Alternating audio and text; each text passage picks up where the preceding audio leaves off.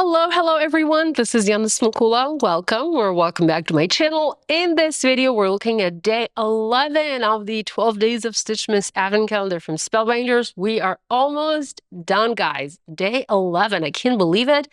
I am thoroughly enjoying this Advent Calendar. It is such a treat to open a window and get my surprise out, brainstorm a little bit, and have a little fun crafting session.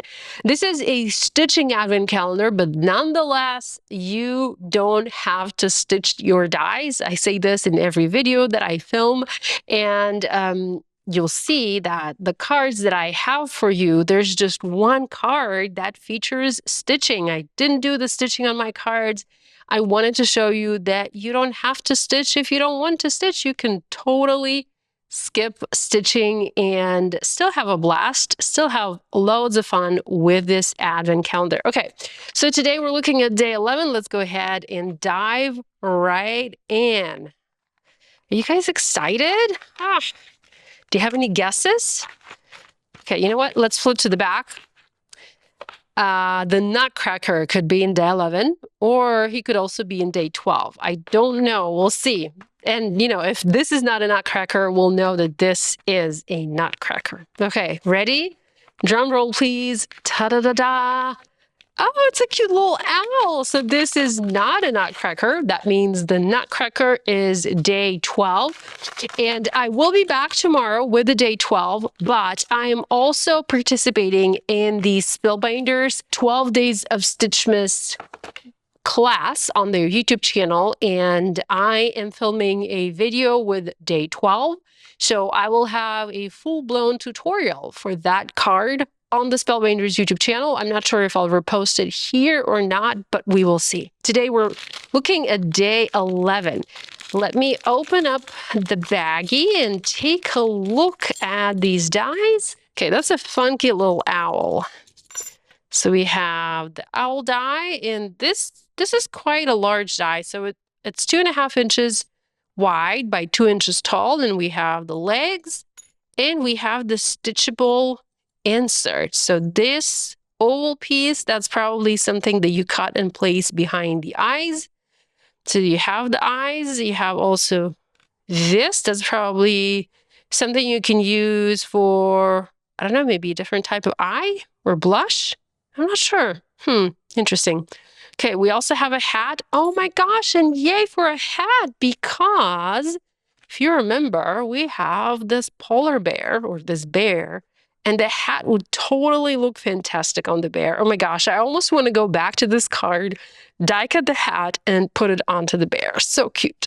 Okay, we also have this, the belly, so you can stitch this, and you have these wing pieces that you can stitch. And then this, well, this is the hat piece. Okay, I'm still not sure about the eyes. Let's look here. Oh, okay. So this is the blush piece. Okay, now that we know what all of these pieces do, I'm going to pause my video, work my magic, and I'll be back in a bit. And here's a look at the card I made featuring day 11 of the 12 Days of Stitchmas Advent Calendar from Spellbinders. My card is super simple. It must be the simplest of all of them. I have a dark green background. This is the Simon Says stamp midnight green cardstock. The same cardstock is used for the card base. This is 2 different panels. So I have a card base, and then I have a panel adhered onto that card base. I was once teaching a class, and somebody had asked me why not just use the front of the card base? Why do I keep adding panels on top? And you know, I didn't really have a good answer for that. Yes, like if I'm doing stamping or something, I don't want to mess up the front of the card, I will add a panel. But most of the time, I add a panel just because I like that added panel on the front of the card. I guess that's what I'm trying to say. I like when my cards feel a little bit heavier in my hands. That's the reason why I tend to use thicker cardstock, or why I like to double up my die cuts, just because I like there to be some weight to the card that I'm holding. I don't like the cards to be so thin, that the wind can blow them away. I like them to be a little bit heavier. I do hand deliver most of my cards, or, if I ship them, I ship them in a box with a gift. I hardly ever mail them in an envelope. So the weight of a card is rarely an issue for me. So you will notice that I tend to slap a lot of things in my cards. I tend to add a lot of layers, and my cards end up being thicker and heavier. So I have the front here. I foiled Happy Holidays using gold foil. The sentiment comes from the Christmas Cheer sentiment set. This is a better press sentiment set from my Amaryllis Christmas collection with Spellbinders from last year. I then just used shades of brown to die cut my owl. So I used fawn.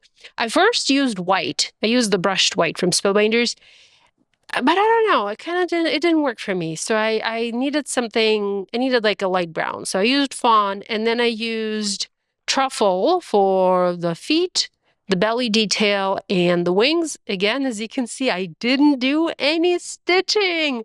I love this owl without the stitching. I love how cute and handsome he is.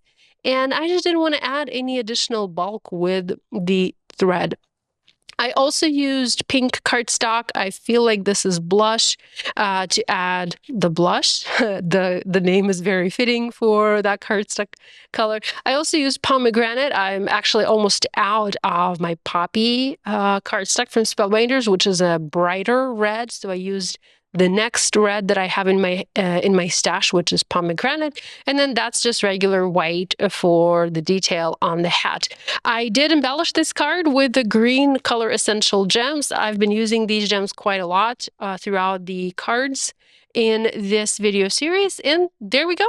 Super simple card featuring day 11. Okay, guys, we're almost done. I'll be back tomorrow with day 12, and we will wrap up our advent calendar.